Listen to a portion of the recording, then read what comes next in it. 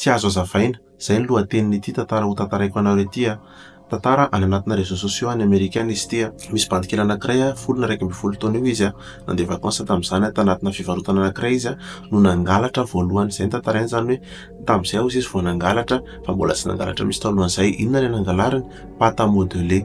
De nentin'ny nody ilay izy a, nanamely tena be izy kanefa ny lalaon'ilay izy ihany a hoe tiany zany ilay kilalao e. De ny lalaon'ilay izy teo izy, ny lalao izy teo izy a, kely be ny chambre misy anazy de atsipitsipin'ilay izy, atsipitsipiny nahodikodiny.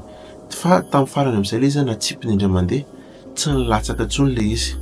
Gaga be hozy izy hoe nakaiza ilay izy a, nijery tamin'ny tany izy a, kely be ilay chambre nefa tokony hitany raha nilatsaka, nijery teny amin'ny plafond izy a, mety niraikitra ve nijereny tsy hita mihitsy ilay izy a.